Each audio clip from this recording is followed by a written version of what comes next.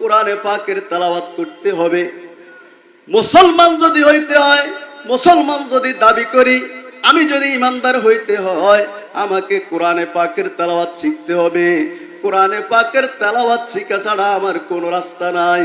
নিজেকে শিখতে হবে এবং নিজের ছেলে মেয়েদেরকে কোরআনে পাক শিক্ষা দিতে হবে। যেই পিতা কোরআনে পাককে শিক্ষা দিবে না, এই পিতা বিদ্যা অবস্থায় তার ছেলে তাকে বৃদ্ধাশ্রমে পাঠাবে। আর যার ছেলে কোরআনে পাকের হাফেজ হবে, কোরআনে পাকের আলেম হবে, কসম খোদার এই ছেলে তাকে কখনো বাবা এবং মাতাকে বৃদ্ধাশ্রমে পাঠাবে না। পুরা বাংলাদেশ জরিপ করি দেখেন না আপনারা, কয়জন ব্যারিস্টারের মাতা পিতা, কয়জন জজের মাতা পিতা, কয়জন ইঞ্জিনিয়ারের মাতা পিতা, ডক্টরেট করাদের মাতা পিতা, মন্ত্রী এমপিদের মাতা পিতা যারা আছেন তারাই একমাত্র বৃদ্ধাশ্রমে আছেন। কোন একটা আলেমের মাতা পিতা, কোন একটা হাফেজের মাতা পিতা, কোন একটা মুফতির মাতা পিতা, কোন একটা মুহাদ্দিসের মাতা পিতা তালাশ করে বৃদ্ধাশ্রমে আপনি পাইবেন না। যতগুলা পাইবেন তথাকথিত ওই ভার্সিটির মাল যারা, তাদের গুলাই পাইবেন। হাফেজ কোরআনদের, কওমি মাদ্রাসাদের, হক্কানি আলেমদের মাতা পিতাকে কখনো আপনারা বৃদ্ধাশ্রমে তালাশ করে পাইবেন না। কোরআনে পাকের মধ্যে আল্লাহ পাক রব্বুল আলামিন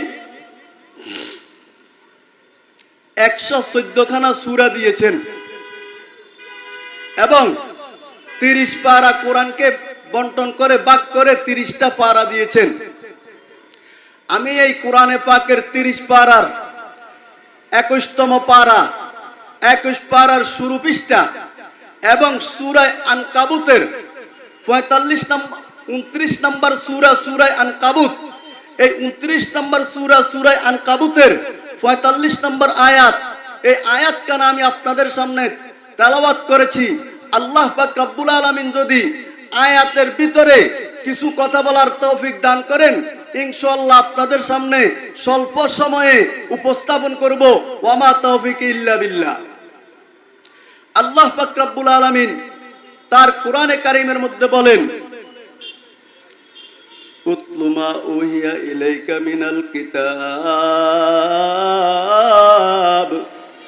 ওয়া আকিমিস সালাত। আল্লাহ পাক রব্বুল আলামিন বলেন, ও আমার নবী, আপনার উপর ওহির মাধ্যমে যে কিতাবটা অবতীর্ণ করা হয়েছে, আপনার উপর জিবরিলের মাধ্যমে যে কিতাবটা আপনাকে আমি দান করলাম, আপনার জীবনের সর্বশ্রেষ্ঠ মুজিজা কোরআনে কারীম যেটা আমি আপনাকে দান করলাম, এটা আপনি তেলাওয়াত করতে থাকেন। উতলু মা উহিয়া ইলাইকা মিনাল কিতাব, ওহির মাধ্যমে যে কিতাবটা পাইলেন, এই কিতাবটা আপনি নিজে পড়েন, নিজে তেলাওয়াত করেন এবং অন্যদেরকে তেলাওয়াত করার কথা বলেন। কারণটা কি? কোরআনে পাকের তেলাওয়াত যখন শুরু হয় তখন বাতিলপন্থীরা ভয়ে কম্পিত হয়ে যায়। বাতিলপন্থীদের কলবের মধ্যে কোরআনের একটা হিট লেগে যায় এবং ইমানদারের ইমানটা বৃদ্ধি পাইতে থাকে। এই জন্য আল্লাহ পাক রব্বুল আলামিন বলেন, যখন কোরআনে কারীমের তেলাওয়াত চলে তখন ইমানদার বান্দাদের ইমান বাড়তে থাকে এবং নাস্তিক মুরতাদ বেঈমানদের কলবের মধ্যে ধাক্কা লাগে। এই জন্য বেঈমানদেরকে দ্বীনের দাওয়াত দেওয়ার মাধ্যম হইল কোরআনে পাকের তেলাওয়াত।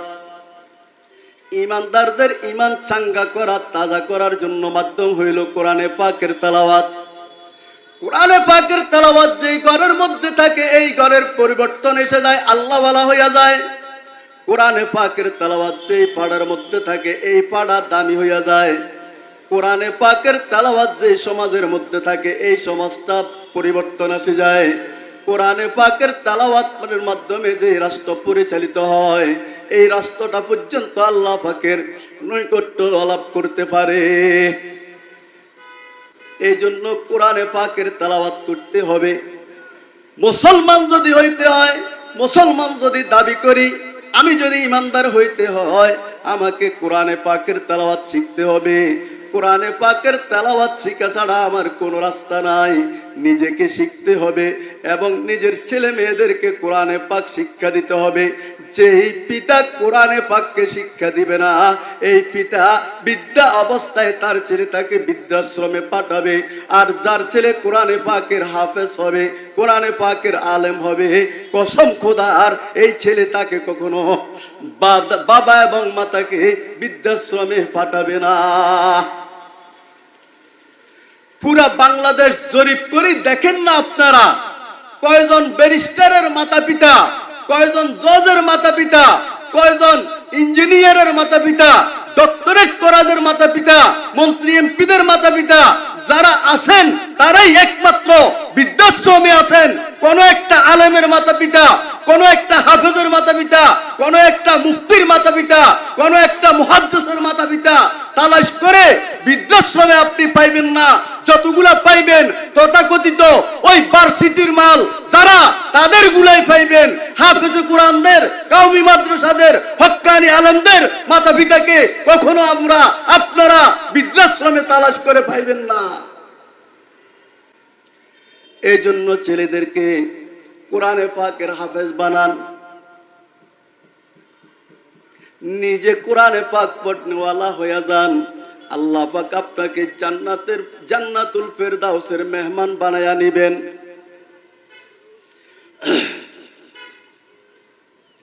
जिस शख्स ने कुरान को सीने में बसाया, जिस शख्स ने कुरान को सीने में बसाया, फिरदौस मुअल्ला में मुका अपना बनाया। जिस शख्स की औलाद हुई हाफिज कुरान, महशर में मिलेगा उसे एक ताज दुरुख्सा। 10 अहल जहन्नम की सुपारिश वे करेगा, 10 अहल जहन्नम की सुपारिश वे करेगा। फिरदौस मिले कर है उन्हें साथ चलेगा। 10 नेकिया हर हरफ पे पाता है मुसलमान, यूं काबिल सब रिश्के हर हामिल कुरआन। কবি বলেন, যে ব্যক্তি কোরআনে কারিমের হাফেজ হয়েছে, যে ব্যক্তি তার অন্তরের মধ্যে কোরআনকে স্থান দিয়েছে, যে ব্যক্তি তার কলবের মধ্যে কোরআন ধারণ করেছে, আল্লাহ পাক তাকে জান্নাতুল ফেরদাউসের মেহমান বানায়া নিবেন।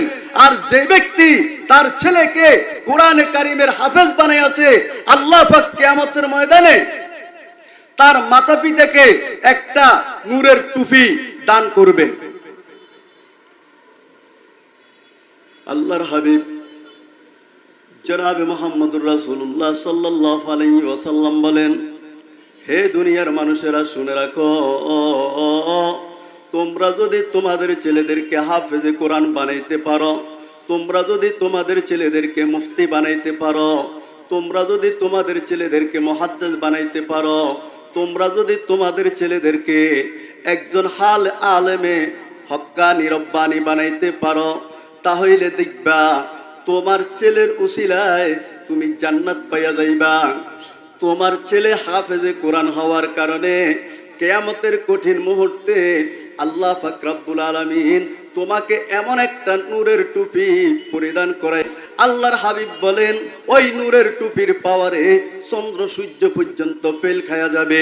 যদি এমন একটা টুপি দুনিয়ার জগতে কারো মাথায় উত্তোলিত করা হয়, কাউকে যদি আল্লাহ পাক দান করতেন, তাহলে দুনিয়ার সূর্যের আলো সেখানে জিরো হইয়া যাইতো, সূর্যের আলো সেখানে ডিপ হইয়া যাইতো, চন্দ্রের আলো ডিপ হইয়া যাইতো। ওই নূরের টুপির আলোর জলমল জলমলে পুরা পৃথিবীটা আলোক সজ্জায় সজ্জিত হইয়া যাইতো। একমাত্র কোরআনে কারিমের বরকতে। আল্লাহর হাবিব আরো বলেন, হে দুনিয়ার মানুষেরা তোমরা শুনে রাখো, যদি তোমার একজন ছেলে আলেম হক্কানি রব্বানি হয়, তাহলে কমপক্ষে 10 জন জাহান্নামী ওস্তাদের মধ্যে, মাতা পিতার মধ্যে, খালা খালুর মধ্যে, চাচা চাচুর মধ্যে, দাদা দাদুর মধ্যে, নানা নানুর মধ্যে যদি 10 জন মানুষ এমন হইয়া যায় কিয়ামতের ময়দানে, যাদের জন্য আল্লাহ পাক ফয়সালা করে দিলেন, হে আমার আযাবের ফেরেশতা, দোজখের ফেরেশতারা, একে তোমরা টানে হেসড়ে দোজখের মধ্যে নিয়ে নাও। এমন 10 জন মানুষকে ওই হক্কানি আলেমে রব্বানি মুফতি মুহাদ্দিস সাহেব আল্লাহ পাকের আদালতে যারা করিয়া তাদেরকে জাহান্নাম থেকে বাঁচাইয়া জান্নাতি করে দিতে পারবেন। এমন কোন সুযোগ কিয়ামতের ময়দানে থাকবে না। তুমি উকিল সাহেব, তুমি ব্যারিস্টার সাহেব, তুমি মন্ত্রী সাহেব, তুমি এমপি সাহেব, তোমার মতো কুলি মজুর দিন মজুর তুমি দুনিয়ার মধ্যেও যদিও পাওয়ারফুল হও, কিয়ামতের ময়দানে তোমার 2টা পয়সার দাম থাকবে না, তোমার কথা বলার শক্তি থাকবে না। এই জন্য বলবো, যারা দুনিয়ার লাইরে জ্ঞান অর্জন করেছ, ওই আলেমদের জুতা সিধা করে করে জান্নাতি হয়ে যাও। আলেম বিদ্বেষী হইও না, আলেমদের বিরুদ্ধাচরণ করিও না, আলেমদের বিপক্ষে কথা বলিও না। সাবধান, জবানকে সতর্ক করে নাও। যদি আলেমদের বিপক্ষে কথা বলো, তুমি হতভাগা কপাল পোড়া ওই কিয়ামতের ময়দানে ধরা পড়ে যাইবা। এই জন্য কোরআনকে মহব্বত করতে হবে। কোরআনকে মহব্বত করতে গেলে দুনিয়ার মধ্যে জুলুম নির্যাতন সইতে হবে। কারণ দেখা গেছে ইমাম আহমদ ইবনে হাম্বল রহমতুল্লাহ আলাইহি, যিনি হাম্বলি মাযহাবের প্রণেতা ছিলেন, যিনি হাম্বলি মাযহাবকে তৈরি করেছেন, এই আহমদ ইবনে হাম্বল এবং ইমাম শাফি রহমতুল্লাহ আলাইহির জমানার একটা ঘটনা। মুতাজিলা একজন বাদশা ছিলেন, জালিম বাদশা ছিলেন, জুলুমকার বাদশা ছিলেন। যাদের জুলুমে শিকার সমস্ত ইমানদার হয়, দেখবেন জুলুমবাজ যত বেশি জুলুম করে, বেশিরভাগ ইমানদারদেরকে জুলুম করে, মুসলমানদেরকে টার্গেট করে, মুসলমানদের ধর্মকে টার্গেট করে।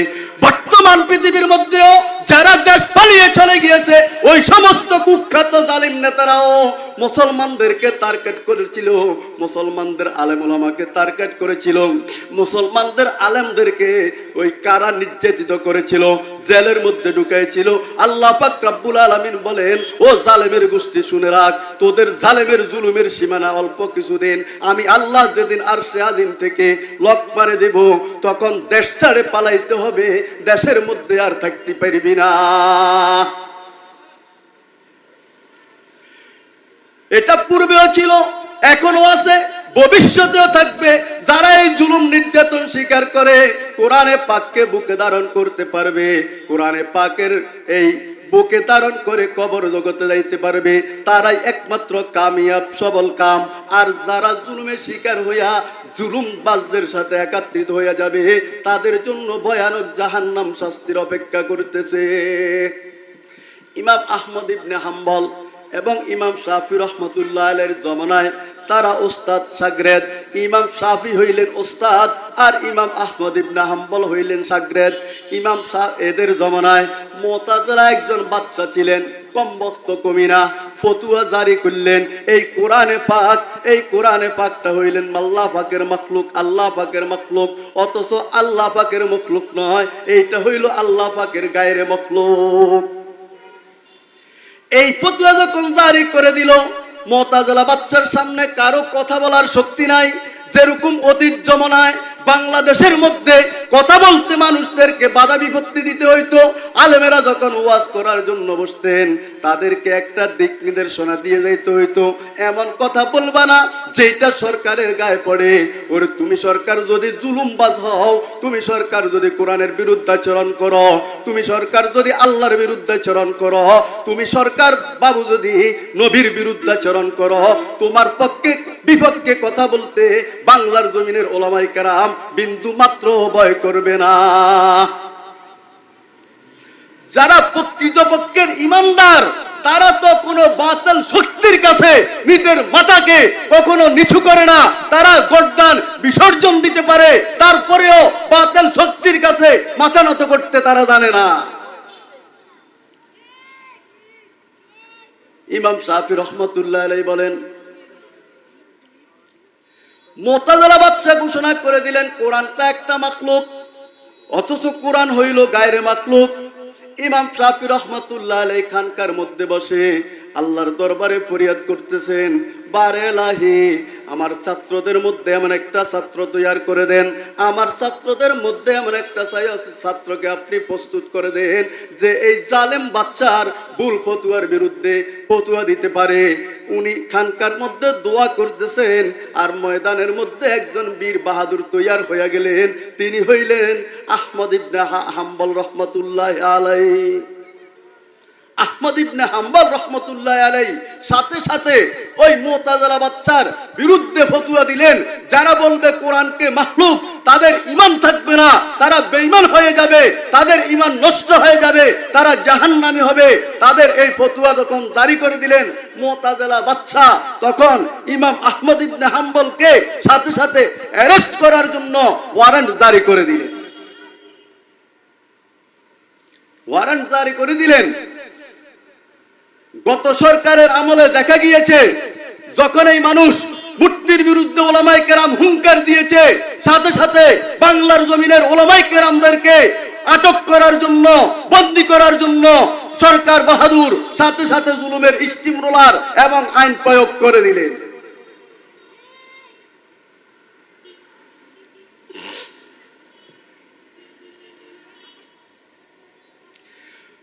ইমাম আহমদ ইবনে হাম্বল যখন ফতোয়া দিয়ে দিলেন সরকার বাহাদুরের বিরুদ্ধে, সাথে সাথে মুতাজিলা বাদশা কয়, হে আমার সৈন্যরা, সিপাহীরা, আহমদ ইবনে হাম্বলকে অ্যারেস্ট করো। সাথে সাথে আহমদ ইবনে হাম্বলকে অ্যারেস্ট করা হলো, তাকে কারাবন্দী করা হলো, তাকে জুলুমের স্টিম রোলার চালু করে দেওয়া হলো। সকালে তার পিঠে চাবুকের 80টা বেত নিক্ষেপ করা হইতো, বিকাল বেলা আবার চাবুকের 80টা বেত তার পিঠে নিক্ষেপ করা হইতো। চাবুক কাকে বলে? চাবুক এমন একটা অস্ত্র, এক হাত লাঠির সামনে কতগুলা বেল্ট পেঁচানো থাকে, আর এইটা দিয়ে যখন বাড়ি দেওয়া হয় মানুষের চামড়া উঠে আসে। কিতাবের মধ্যে লেখে, একটা চাবুকের আঘাত যদি জঙ্গলের বাঘের পিঠে বা হাতির পিঠে করা হইতো, ওই হাতি এবং বাঘের পিঠের চামড়া চাবুকের সাথে চলে আসতো।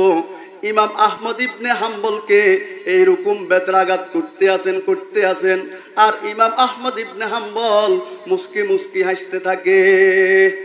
ये राज किसी को नहीं मालूम के मोमिन, ये राज किसी को नहीं मालूम के मोमिन, कारी नजर आता है हकीकत में है कुरान, कारी नजर आता है हकीकत में है कुरान, हर लहजा मोमिन की नई शान नई आन, हर लहजा मोमिन की नई शान नई आन, गुफ्तार में किरदार में अल्लाह की बुरआन, अल्फाज मानी में तफावुत नहीं लेकिन मुल्ला की अज़ा और मुजाहिद की अज़ा और, मुल्ला की अज़ा और मुजाहिद की अज़ा और, जाहिल को भी होते नहीं आलम के बराबर,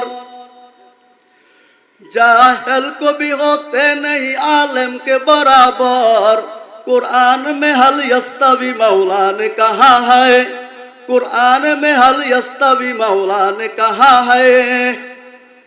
আহমদ ইবনে হাম্বলকে বেতের আঘাত করতে আছে, আর তিনি মুস্কি মুস্কি হাসতে আছেন।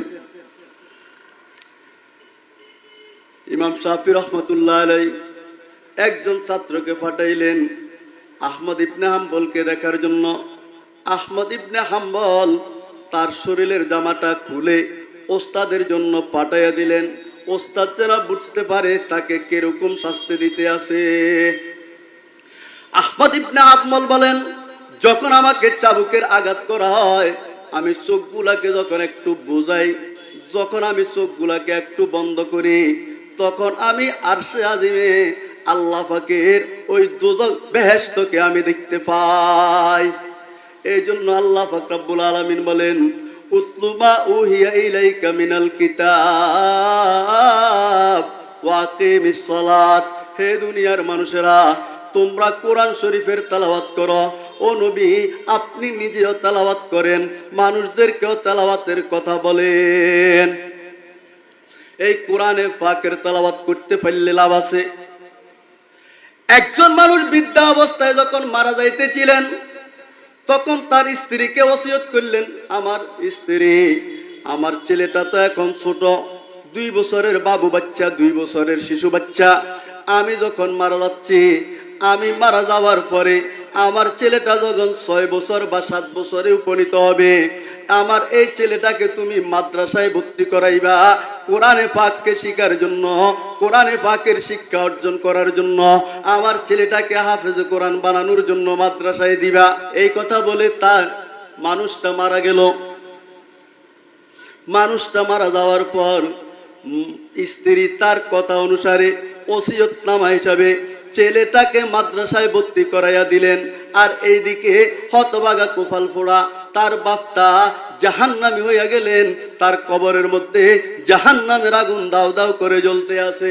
এইদিকে ছেলেটাকে মক্তবে যখন ভর্তি করাই দিল, আর ওস্তাদজি যখন বলল, বাবা তুমি আমার সাথে সাথে বলো বিসমিল্লাহির রহমানির রহিম, যখন উস্তাদ তাকে বিসমিল্লাহির রহমানির রহিমের সবকটা পড়াই দিল, আল্লাহ পাক রব্বুল আলামিন বলেন, হে তার পিতার আযাবের ফেরেশতারা, আমার এই শিশু বান্দা কি বলেছে?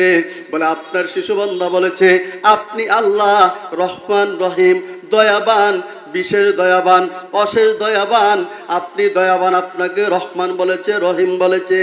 বলে ও আমার ফেরেশতা শুনে রাখো, যে ছেলেটা আমাকে রহমান বলল, আমাকে রহিম বলল, আর আমি রহমান রহিম হইয়া এই ছেলেটাকে কেমনে তাকে দুদকের আযাব দিই, আমার পক্ষে সম্ভব না। ও আযাবের ফেরেশতারা, তার কবরের আযাব মাফ করে দাও, তার কবরকে তোমরা জান্নাতের বাগান বানাইয়া দাও। এই জন্য ছেলে মেয়ে হইল আল্লাহ পাকের দেওয়া নেয়ামত। ছেলে মেয়ে আল্লাহ পাকের দেওয়া নেয়ামত। আল্লাহ পাক যাকে ইচ্ছা ছেলে দান করেন, যাকে ইচ্ছে মেয়ে দান করেন, যাকে ইচ্ছে ছেলেও দেন মেয়েও দেন, আবার যাকে ইচ্ছা ছেলে মেয়ে কেউ না দিয়া বন্দা রাখেন। এই ছেলে মেয়েগুলা হলো আল্লাহ পাকের দেওয়া নেয়ামত। আল্লাহ পাক রব্বুল আলামিন বলেন, আমি তোকে ছেলের মালিক বানাইলাম, এই ছেলেটাকে আমার কোরআনে পাকের হাফেজ বানানোর জন্য, ডক্টরেট আর বিএপি ওই সন্ত্রাসী বানানোর জন্য নয়। এই জন্য যেই পিতা মাতাদেরকে আমি আহ্বান করব, পাশে যেই মাদ্রাসা থাকবে, এই মাদ্রাসার মধ্যে আপনার ছেলে মেয়েদেরকে শিক্ষা দিবেন। মৃত্যুর পরে যদি আপনি আযাবের মধ্যে থাকেন, আর আপনার ছেলে যখন দৈনন্দিন বলবে বিসমিল্লাহির রহমানির রহিম, কসম খোদার, আল্লাহ পাক রব্বুল আলামিন বলবেন, আমার শিশু বান্দা আমাকে রহমান বলেছে, আমাকে রহিম বলেছে, সুতরাং তার পিতামাতাকে দোজখের আযাব দেওয়া যাবে না, তার পিতামাতার কবরটাকে জান্নাতের বাগান বানিয়ে দাও। এই জন্য বলেন উতলু মা উহিয়া ইলাইকা মিনাল কিতাব ওয়া আকিমিস সালাত। আল্লাহ পাক রব্বুল আলামিন বলেন, তোমরা কোরআনের তেলাওয়াত করো, কোরআনের তেলাওয়াত করো, কোরআনের তেলাওয়াত করলে বান্দা তোমরা লাভবান হইবান। আল্লাহর হাবিব বলেন, কোরআনে কারিমের একটা শব্দের হরফ যদি, একটা শব্দের 3টা হরফ যদি তুমি পাঠ করো, কমাস কম 1 হরফের বদৌলতে তুমি 10টা নেকি পাইবা। পৃথিবীতে এমন কোন গ্রন্থ নাই যেই গ্রন্থের পুরা গ্রন্থের হরফগুলাকে পড়লে তুমি একটা নেকি পাইবা, এমন কোন গ্রন্থ দুনিয়ার মধ্যে দেখাইতে পারবা না। একমাত্র সাদিকুল মজদুক মুহাম্মদুর রাসূলুল্লাহ সাল্লাল্লাহু আলাইহি ওয়াসাল্লাম বলেছেন, হে দুনিয়ার মানুষেরা, যদি তোমরা কোরআনে পাককে মহব্বত করো, কোরআনে পাককে আজমত করো, কোরআনে পাকের তেলাওয়াত করো, তাহলে আমার আল্লাহ তোমাদের আমলনামায় প্রত্যেকটা হরফের বদৌলতে কমপক্ষে 10টা নেকি দিয়ে দিবেন।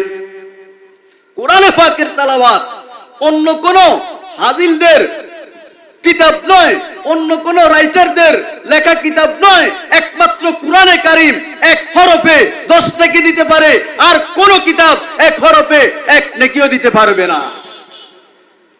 কোরআনে কারীম আপনি তেলাওয়াত করলে লাভবান হইবেন। এই জন্য বলবো সবাই কোরআনে পাক তেলাওয়াত করবেন। কোরআনে পাকের তেলাওয়াত যদি করেন, আপনার অন্তরটা আল্লাহ পাক পরিষ্কার করে দিবে, আপনার অন্তরের মধ্যে নূর ঢুকে যাবে।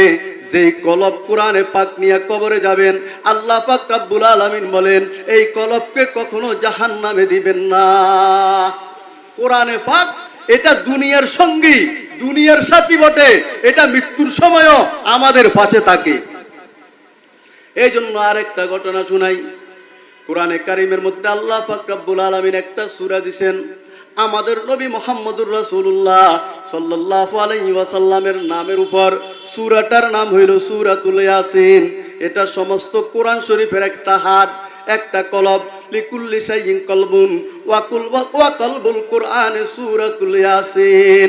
আল্লাহর হাবিব বলেন আমার উম্মতেরা শুনে রাখো, প্রত্যেকটা জিনিসের রাজধানী আছে, প্রত্যেকটা জিনিসের কলব আছে, আর কোরআনে পাকের রাজধানী তথা কলব হইল আমার বন্ধুর নামে নাযিল করা সূরা, সূরা ইয়াসিনটা হইল কোরআনে পাকের একমাত্র রাজধানী। এই সূরা ইয়াসিনের ফজিলতের মধ্যে একটা গুরুত্বপূর্ণ ফজিলত পাওয়া যায়। হে দুনিয়ার মানুষেরা, কান পেতে শুনে থাকো, তুমি যত বড় বিজ্ঞানী হও, বৈজ্ঞানিক হও, ডক্টরেট করো, তোমার কোনো ইংলিশ লেকচার এইটা কাজে আসবে না। একমাত্র কোরআনে কারিমের সূরা ইয়াসিনটা কাজে আসবে। তথা প্রত্যেকটা ইমানদার যখন মৃত্যু শয্যায় সজ্জিত হবে, প্রত্যেকটা ইমানদার যখন সাকরাতের মধ্যে উপনীত হবে, প্রত্যেকটা ইমানদারের রূহ বাইর করার জন্য যখন মালাকুল মউত আজরাইল আসবেন, তখন তোমার ভার্সিটির ছেলেটা কিছু করতে পারবে না, তোমার ডাক্তার ছেলেটা কিছু করতে পারবে না, তোমার ইঞ্জিনিয়ার ছেলেটা কিছু করতে পারবে না, তোমার ব্যারিস্টার ছেলেটা কিছু করতে পারবে না, তোমার প্রধানমন্ত্রী ছেলেটা কিছু করতে পারবে না। একমাত্র ছেলে যদি তুমি হাফেজে কোরআন বানাও, আল্লাহর হাবিব বলেন কসম খোদার, এই হাফেজ ছেলেটা যখন তোমার মাথার পাশে বসিয়া সূরা ইয়াসিনটা তেলাওয়াত শুরু করবেন, আল্লাহর হাবিব বলেন সাথে সাথে তোমার মৃত্যুর যন্ত্রণা কমতে থাকবে, তোমার মৃত্যুর যন্ত্রণা লঘু হইতে থাকবে, তুমি মৃত্যুর যন্ত্রণা আর পাইবা না, হাসতে হাসতে তোমার রূহটা তুমি বাইর করতে পারবে। একমাত্র সূরা ইয়াসিনের তেলাওয়াতই পারে মৃত্যু সজ্জায় যন্ত্রণা কমাইতে, আর কোনো কিছু পারে না। এই জন্য বলবো নিজেকে কোরআনওয়ালা বানান, নিজের ছেলেদেরকে কোরআনওয়ালা বানান, তাহলে দুনিয়াতেও দামি হইবেন, আখিরাতেও দামি হইবেন। এই জন্য কোরআনে পাকের তেলাওয়াত করার কথা আল্লাহ পাক বললেন, উতলু মা উহিয়া ইলাইকা মিনাল কিতাব ওয়া আকিমিস সালাত। আল্লাহ পাক বলেন তোমরা কোরআনে পাকের তেলাওয়াত শিখো, কারণ কোরআনে পাকের তেলাওয়াত যদি তুমি না শিখো, তুমি ইমানদারের উপর সর্বশ্রেষ্ঠ আমল যেটা নামাজ, নামাজ নামাজ ফরজ করা হয়েছে, এই নামাজটা তুমি পড়লে সঠিকভাবে আদায় করতে পারবে না একমাত্র বিশুদ্ধ কোরআনের তেলাওয়াত ছাড়া। এই জন্য ইমানদার তার বড় ইবাদতটা আদায় করতে হলে, নামাজ 5 ওয়াক্ত পড়তে হলে তাকে কোরআন শিখতেই হবে। কোরআন ছাড়া কোনো নামাজীর নামাজ সহি শুদ্ধ হবে না। নামাজ সহি শুদ্ধ করার জন্য প্রথম যে মাধ্যম সেটা হইল কোরআনে পাকের তেলাওয়াত। কোরআনে পাকের তেলাওয়াত, কোরআনে পাকের তেলাওয়াতের মাধ্যমে নামাজ শুরু করা হয়, আর নামাজের মাধ্যমে বান্দা তার আল্লাহ পাকের নৈকট্য লাভ করতে পারে। যদি নামাজটা খুশু খুজুর সাথে হয়, যদি নামাজটা বিশুদ্ধ তেলাওয়াতের সাথে হয়, যদি নামাজটা নামাজের মতো হয়, আর যদি নামাজটা বিশুদ্ধ তেলাওয়াতের সহিত হয় না, তাহলে আল্লাহ পাক ওই ব্যক্তির নামাজ কবুল করবে না। এই জন্য আল্লাহ পাক বলেন কার নামাজ বিশুদ্ধ হইল, কার নামাজ আল্লাহর দরবারে কবুল হইল, কার নামাজ কবুল হইল না, এই মর্মে আল্লাহর হাবিব বলেন হে আমার দুনিয়ার উম্মতেরা শুনে রাখো, যারা নামাজ পড়ো আর নেক কাজের মধ্যে জীবন কাটাও, খারাপ কাজের মধ্যে তোমরা দৌড়াও না, গুনাহ জুলুমের মধ্যে তোমরা প্রতিযোগিতা করো না, তাদেরকে আল্লাহর হাবিব বলেন তোমাদের নামাজ আমার আল্লাহ কবুল করে নিয়েছেন। আর যারা নামাজও বলে, নামাজও পড়ে, আবার সুদও খায়, নামাজও পড়ে, ব্যবসার মধ্যে 2 নাম্বারিও করে, নামাজও পড়ে, মিথ্যা কথাও বলে, নামাজও পড়ে, আবার অন্যের উপর জুলুমও করে, নামাজও পড়ে, আবার নর্তকীদের নাচও দেখে, আল্লাহর হাবিব বলেন ওই সমস্ত নামাজের নামাজ কখনো শুদ্ধ হবে না। কারণ আল্লাহ পাক এই আয়াতের মধ্যে বলেছেন ইন্নাস সালাতা তানহা আনিল ফাহশাই ওয়াল মুনকার, নিশ্চয় নামাজির নামাজ, নিশ্চয় নামাজির নামাজ, নামাজ ওয়ালাদের নামাজ তাদেরকে সুদের থেকে দূরে হটায়, ঘুষের থেকে দূরে সরায়, সমস্ত পাপাচারিতা গুনাহসমূহ থেকে তাদেরকে বিরত রাখে একমাত্র নামাজ। তুমি নামাজি যদি নামাজও পড়ো আবার গুনার মাটিও বিচরণ করো, বুঝতে হবে তোমার নামাজ নামাজ হচ্ছে না। নামাজিদের নামাজের মাধ্যমে জেনা শিখতে পারে, সুদ শিখতে পারে, ঘুষ শিখতে পারে, মিথ্যা শিখতে পারে, এগুলার প্রমাণ অ্যাভেলেবেল পাওয়া যায়। আমি একটা ঘটনা বলবো আপনাদেরকে, এই ঘটনা যদি আপনারা ধারাবাহিক শুনেন বুঝতে পারবেন নামাজি লোক কখনো পরকিয়া করবে না, নামাজি লোক কখনো অন্যের মহিলার দিকে তাকাবে না। হযরত ওমর ইবনে খাত্তাব রাদিয়াল্লাহু তাআলা আনহু, মুসলিম জাহানের দ্বিতীয় সম্রাট হযরত ওমর রাদিয়াল্লাহু তাআলা আনহুর জমানার ঘটনা। একটা মানুষ একটা মহিলার প্রেমে পড়ছে। ওই সময় তো আর মোবাইল সংযোগ ছিল না, মোবাইলের মাধ্যমে বলবে হ্যালো আমি তোমাকে ভালোবাসি, এরকম কোনো মোবাইল ছিল না। একমাত্র মাধ্যম ছিল চিঠি আর চিঠি, চিঠির মাধ্যমে প্রেম প্রস্তাব দেওয়া হইতো। ওমর রাদিয়াল্লাহু তাআলা আনহুর জামানায় একটা মানুষ একটা মহিলার প্রেমে পড়েছে। তখন ওই মহিলার প্রেমে পড়ার পর একটা চিঠি লিখলেন, ও আমার প্রিয়তমা অমুক, তোমাকে আমি ভালোবাসি, তোমার জন্য আমি জীবন দিতে পারি, তোমাকে যদি আমি না পাই আমার জীবনটা বিসর্জন দিয়ে দিতে পারি, আমি আত্মহত্যা করব, আমার জীবনটা ধ্বংস করে দিব, তারপরেও আমি তোমার প্রেমে আসক্ত, তোমাকে আমি পাইতে চাই।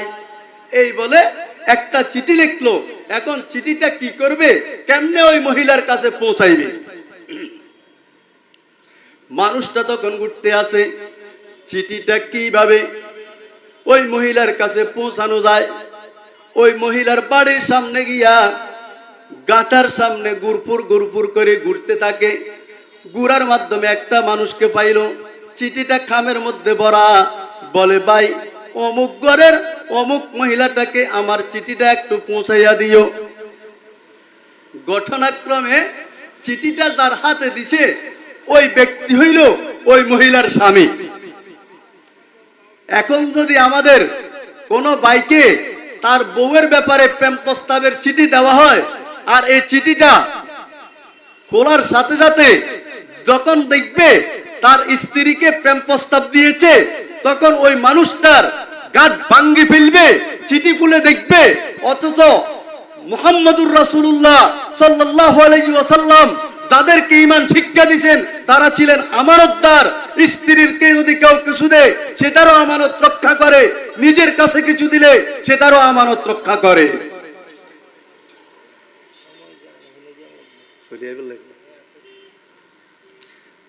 আমরা তো এখন আমানতের রক্ষা করি না, বউয়ের আমানত রক্ষা করি না, পরপুরুষের আমানত রক্ষা করি না, ভাইয়ের আমানত রক্ষা করি না।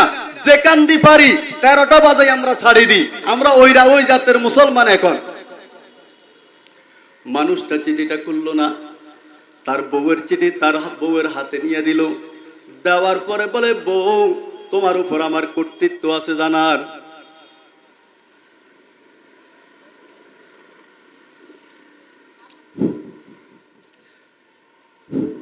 তোমার উপর আমার কর্তৃত্ব আছে জানার।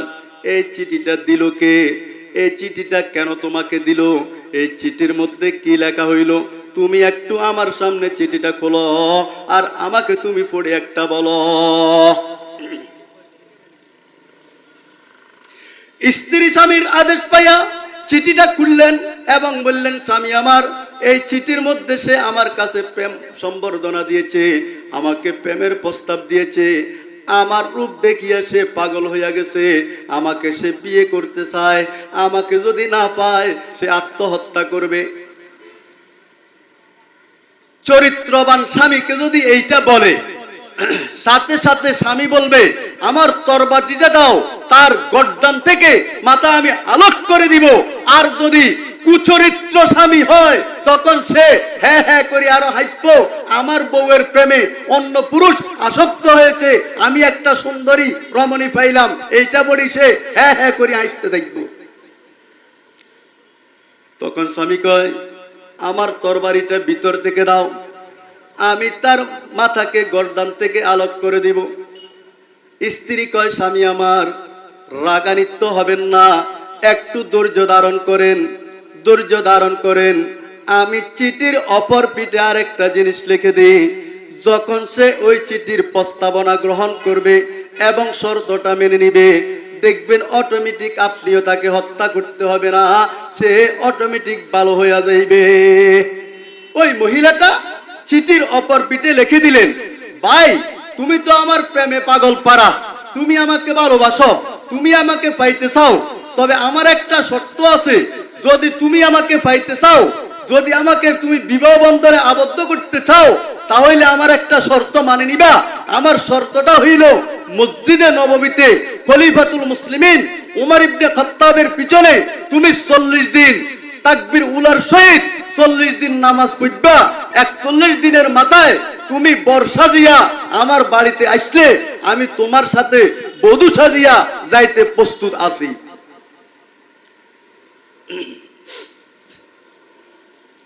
চিঠিটা লিখিয়া স্বামীর হাতে দিয়ে দিলেন এবং বললেন, এই চিঠিটা অমুক ব্যক্তি যে আপনাকে দিয়েছে তাকে দিয়ে দিবেন।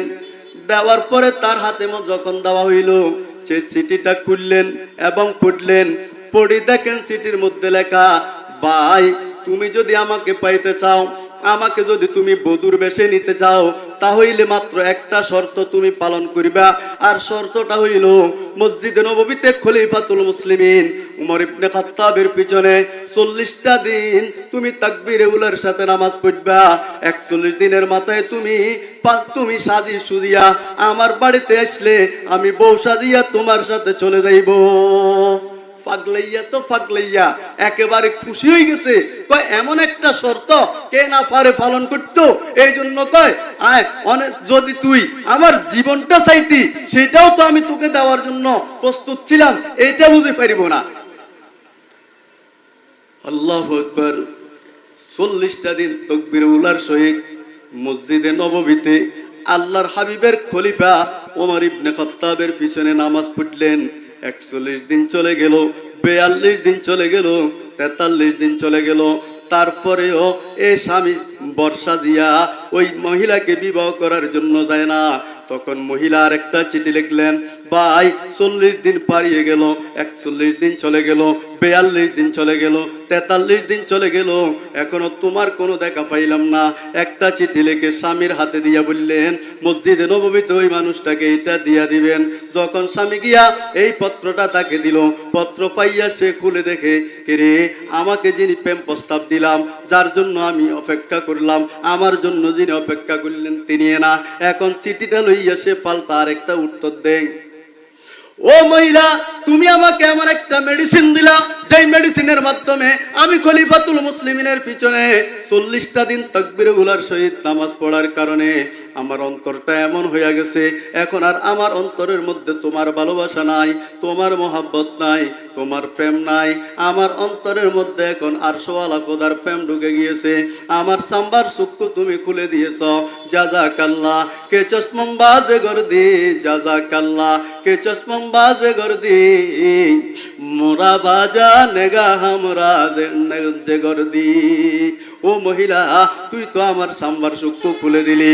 আমি খলিফাতুল মুসলিমিনের পিছনে যখন নামাজ পড়ি, নামাজে যখন আমি সিজদার মধ্যে যাই, তখন আমি আরশওয়ালা খোদার নূর দেখতে পাই। আর নামাজ আমাকে তোর প্রেমের থেকে আমাকে এখন দূরে সরাইয়া দিছে।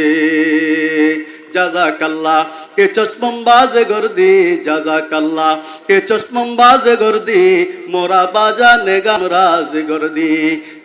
আমি আপনাদেরকে বুঝাইতেছিলাম, যে ব্যক্তি সুন্দরভাবে নামাজ পড়বে, যেই ব্যক্তির নামাজ শুদ্ধ হবে, যেই ব্যক্তির নামাজ নামাজের মতো হবে, যেই ব্যক্তির নামাজ একমাত্র আল্লাহকে দেখানোর জন্য হবে, খুশু খুজুর সহিত হবে, এই ব্যক্তির নামাজ সমস্ত পাপাচারিতা থেকে তাকে হেফাজত করবে।